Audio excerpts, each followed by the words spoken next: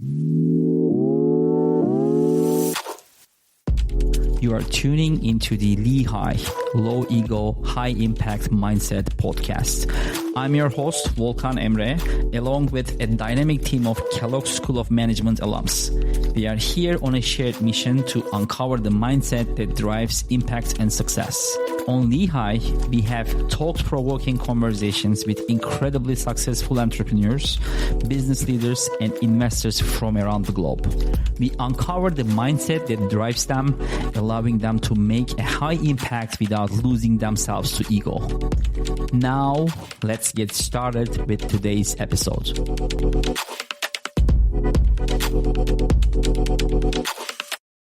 Today, we are hosting Linda Maclachlan, the founder and current board chairperson of Entara, a Chicago-based leading cybersecurity and IT managed services company. Linda is also the co-founder and CEO of Forecheck, a cybersecurity startup. We are recording this podcast in Allen Center at Northwestern University's campus in Evanston, Illinois. Thank you very much, Linda, for joining us today. Well, thank you so much for having me, Volkan. It's a pleasure. So I have some warm-up questions to get to know you a little bit better. I will ask some rapid-fire questions to get us all warmed up. Are you ready? Fire away. Yeah. What is the first app you open? Oh, I'd have to say my calendar. I wouldn't know what to do otherwise. Okay. May I ask which calendar app you are using? Microsoft Outlook. Okay. And it integrates with our family calendar and my daughter's softball calendar and our scouting calendar and every other calendar out there. Yeah. It seems that you live on calendars, right? I live on calendars. Okay. So what is the book you are currently reading? Oh, I'm almost finished with it. Brene Brown's new book, Atlas of the Heart. I cannot give it enough stars. I wish I would have read it decades ago. So, and what is your next vacation trip planned or desired? So we are big skiers in our family, and we're going out to Telluride, Colorado in about another month. I'm really looking forward to that. It's an annual trip for us. That's wonderful. So, and could you share some favorite pastimes? Sure. Well, I'd have to go through everyone in our family because what I truly love doing when I'm not working is just spending, especially one-on-one time with everybody in my family. And my husband is an amazing curator of music. And so he is always finding new artists to listen to. And otherwise, I would listen to the same 10 songs. But I love just hanging out and listening to music with him. And he's introducing me to a new genre or new. So that's just fun, something we share. My daughter, Jenna, is a huge serious softball player. And so I just love watching her play and watching her get in the zone and talking about the games to and from. And it's really fun. And then my other daughter, Tara, is a bit of I say geek with a lot of love, but she is loving Pokemon tournaments. So we've been traveling all over the country as she competes at these, and it's a lot of fun. Wow. Both of your daughters are very, they like the challenge then, right? Oh, yeah. Competitive. They're after it. Yep. They have competitive nature. Yeah, great. So tell us about Entara. I think you founded the company in 2001. What motivated you to start? Oh, gosh. If I can think back that far, that was a lot of, it's over 21 years old. So I say that now my company is allowed to drink. But yeah, I had left Accenture. And I owe so much to Accenture. It was a fabulous place to get my roots, to understand the importance of client service, to understand methodology and structure, and met so many great people when I was there. That said, I just was itching to do my own thing. I've always been that way. I don't think you decide to be an entrepreneur. I think you sort of are one. And it was one of those things where I left. And I wanted to be on my own, building something on my own. However, I started kind of an intermediary step out of my basement, doing staffing and continuing to work with Accenture actually as my first client. And then I went to Kellogg. And it was really at Kellogg where I started understanding the lure of building a company, really building a company. And I owe it to Kellogg because that's where I started it. And it was really founded to help the then emerging industry or sub-industry of electronic trading firms and delivering super high quality, high response services to those firms. And fascinating. And you came from computer science background, right? Am I correct? Yes. Prior to Kellogg. Right. I am a geek myself and love technology and the power of it.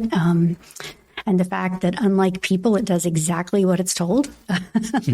So, marrying that technical background with my business love for business and desire to learn more at Kellogg, I think putting those two things together made that possible.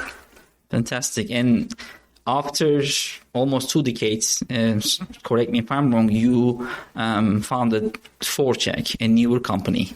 Yes. Can you tell us about Forecheck? Yeah, sure. I'll say that it started not as a company, but as a product that we needed at Entara in order to deliver our services. We were doing a lot of breach remediation, or still are. Today we're working on a very big breach, and it's a weekend. But yeah, so this idea for this platform came out of the actual work that we're doing, and we started looking for a product and couldn't find one that did what Forecheck does. So we built it for ourselves, and I spun it out in December of 22, so just recently, and believe that it has legs for a much larger market. So great, and it is really. It's based on the actual client needs that you had exactly at Entara. Exactly. So where are each of your companies in their growth stages right now? I always love how we always talk about growth stages and not shrinking phases, because I think every company, if we're honest, it's a hilly journey for sure. But in Entara, luckily, we are truly in a growth stage. We have been growing 30% year over year for the past 3 years, which we're kind of. It's you can write that down and it maybe doesn't look impressive, but it feels impressive when you're in the middle of it, because it's just like you keep thinking it's going to calm down and it just keeps getting crazier and crazier. But it's been wonderful, and I have our phenomenal leadership team to thank for that. The growth actually that we've been experiencing has been when I have stepped away. And the leaders that I have put in place are so exceptional. And it's a testament to them, for sure. So yeah, we're in a growth stage, and I would even say I could see how this even becomes exponential. So it's very exciting right now at Entara. We're getting pulled into many of the nation's largest cybersecurity breaches. We're doing remediation for those companies, and then we're also assisting them to make sure that doesn't happen again, you can't ever do that, but to prevent it in the best way that we can from happening again. And we're also doing a lot of IT, and those clients are continuing on with us, and we're growing that. But I would say at Forecheck, we're at the opposite end. Forecheck is in very, very early stages. We have a product. We are using the product. We have clients on the product who love it. And we have a list a mile long of enhancements that people want. And then you map that onto my vision for where the product could go, which includes a lot of automation. And so we are at an infancy standpoint. I have personally invested $2 million and counting into the platform. So I would say we're between seed and Series A. But Forecheck for sure will be a to truly grow, it's going to need funding to do it as quickly as I want to do it. Whereas Entara, I've never taken funding. I still own 100% of the equity because it's been grassroots, and they're just different business models. Mm-hmm. So it's very impressive. So what are the current top challenges that each of your companies are having? Oh, boy. Well, I don't think we have time to go through all of those in our podcast. But, I'd say the top things, with Entara, we are moving fast in an industry that's moving fast. If you just look at cybersecurity and caring for IT, those industries are changing rapidly, and there are new tools and new threats and new opportunities all the time. I think that it requires smart decision making to do a few things. First of all, we have to be strategic. And I never understood, even though I went through Kellogg, the word strategy, it was like, what the heck is strategy anyway, right?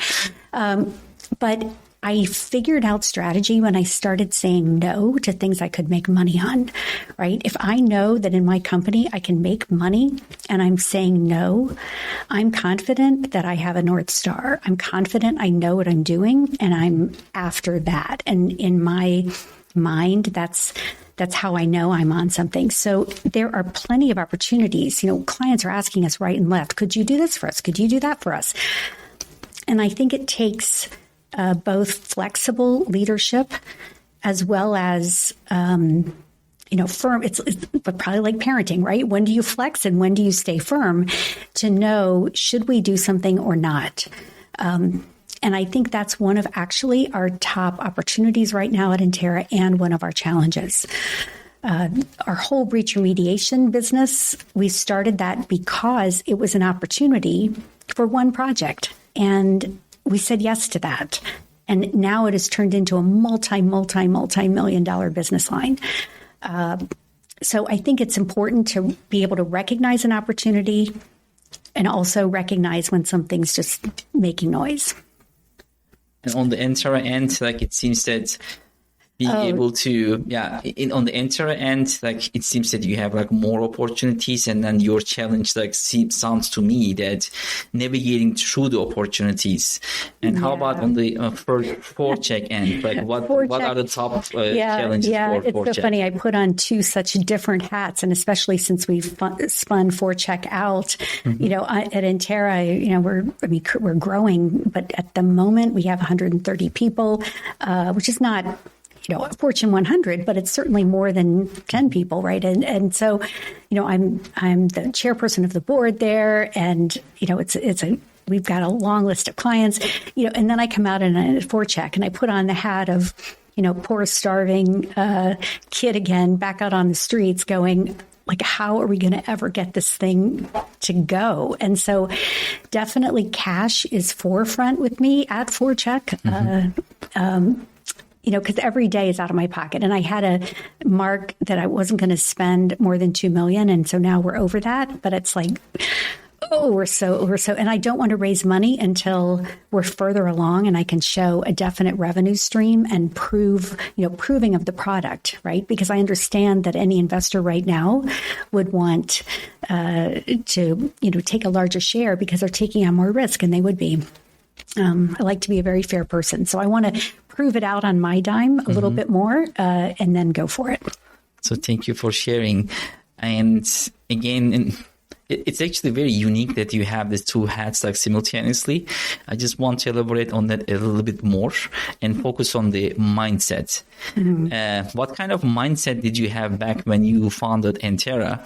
And has that changed at all as you are recently founded a new startup company, Forecheck? Oh my gosh, the energy that I had back when I was starting Entara, but I had very little wisdom. I had academic knowledge and I had been well trained and well equipped, but I just didn't have the seasoning and the experience that I have now. So I put those two things together, and I look back at myself from 21 years ago, and I just have to smile and give that girl some, or young woman, some love and compassion. But man, I was just after it, right? So the mindset I had back then was there was no way I'm going to fail, which I still have that mindset. And one of just such hunger for knowledge, for clients, for feedback, for anything I could get my hands on. And it worked, but I would say I was more about what can I do that's going to make money and keep this thing afloat and let's go. Now my mindset is much more strategic. I'm looking at the opportunity. I'm looking at what's happening in the world. I'm trying to read what's going to happen in the world in a way that I didn't do as well 21 years ago.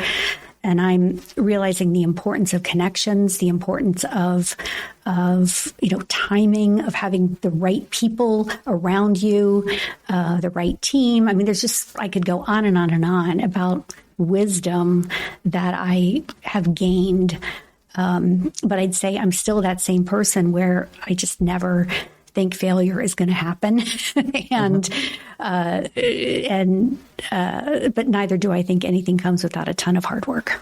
And confidence. Yeah, confidence. And if you were to look back at your career, can you name an example of a sliding doors moment, a time when you took a path or made a choice that changed the trajectory of your career? Mm-hmm. If you have a moment like that, what was the moment and what did you learn from it? Yeah, there have been many of those. That comes from that movie about the subway where the doors open and had he gone in the car, that's the next car, right? I mean, our lives are full of those things. For me, going to Kellogg was probably the biggest factor in changing what I was doing. And I knew it at the time. I was working out of my basement. I had my own company kind of, but not really.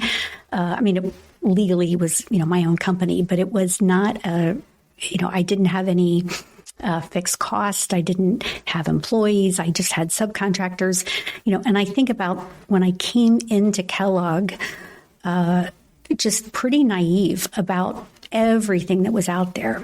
And through the relationships and the coursework and the relationships and the knowledge and the relationships, I just keep going back to the relationships. Like it just, it was eye-opening for me. And I think my classmates actually gave me the confidence to take steps that I might not have otherwise taken. They said, we believe in you. You should go do this. You should. And, I needed that. That's great. Are you in touch with your classmates? Oh, absolutely. That's absolutely. Great. It's for sure a lifelong, or it should be, right? Mm-hmm. I remember I was the last class that had Dean Jacobs as our dean. That's how old I am, right? With all love and respect and honor to Dean Jacobs. But he came in and he said, all right, here's the deal. We are giving you cocktails. We're giving you food. We're giving you lunches. We're making the class consistent, and it's going to be the same group for 2 years. He said, if you get to the other end of this and you don't have really good relationships with these people, it's your fault, not ours. And I love that. He's like, make the most of it. And he is so right. Yeah, that's great. So we have all faced adversity in our professional lives. Can you tell us about a time when you had a personal struggle or challenge that set you back, and how did you overcome it? Oh, there have been many, many, many, many setbacks. I would say that the one that really sticks out in my mind, and it also makes a great story, is that I was, this is back when we had a big office, and I was at the top of Lakeshore, coming off of Belmont onto Lakeshore Drive, and I got a phone call. And this was at the start of the 2008 recession. And you have to understand that I had built a very profitable company, but we were highly dependent on one client. And in one phone call, by the time I got to Jackson to exit, my company had been 75% slaughtered in one phone call. And because we had so much business with one client, and they didn't cut everything out, but they were making some significant changes on their end. And the way my business was structured, I didn't have recurring revenue. It was all based on more of a consulting model than now. There have been a lot of changes since then. But, they were perfectly within their right to do that, and it made good business sense for them to do that. But I remember driving into work on Jackson going, what are we going to do? And decided we were going to sell our way out of it, which was a stupid decision. And I needed to take a much tougher road. So these are just lessons that you learn along the way. So thank you for sharing. Yeah. Speaking of change, all our industries are changing at what seems like a faster pace than ever before. And what things are you looking for in your industry as the drivers of change? And more broadly, how do you decide what is a possible threat or just noise? That is such a good question, Volkan. I certainly don't have the answers. That goes back a little bit to what I was talking about before about, if somebody says, hey, do you want to do this project and you can make money at doing it? And you say, yeah, I think we should, even though that's not currently in the strategic plan, because things do move quickly. And if you always go back to what the plan is, I think you're going to miss the evolution, which is required of any company.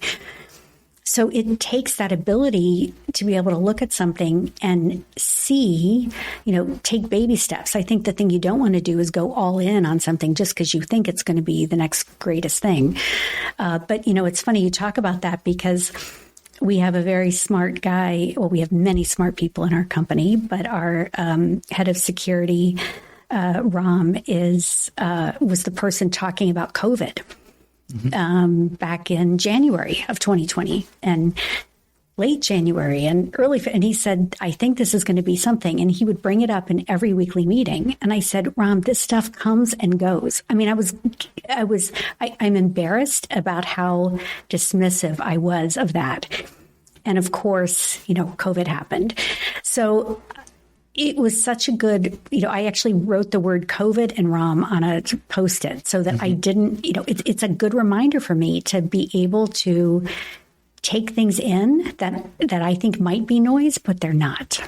So let's talk about COVID a little bit more then. Sure. What else? Yes, it was a COVID? surprise. Yeah. Yeah. Oh my gosh. Well, as I was talking about in that car ride from the 2008 recession, I did a lot of things wrong. But one thing I vowed is, okay, I've made a lot of mistakes, but I am never going to make this mistake again. So if I think about, what happened at COVID and what happened to me, in 2008, there were many parallels. But because I had learned from 2008, I had built a company now that was recurring revenue. We have at least some percentage of our revenue coming in. We were not dependent on one client or even two or even three, right? We have a broad mix of clients. We had multiple business lines. So it was just the company that we had evolved to, we're just so much more stable than we were. And those were lessons I learned. I also think that when something like that happens, there's opportunity. And people look at those kind, whether it's a recession or COVID or a global pandemic, whatever these things are, there's opportunity in between those tea leaves. And we made the most of it. So we started looking for how is the world going to be changing? What can we do? How can we best help our clients right now?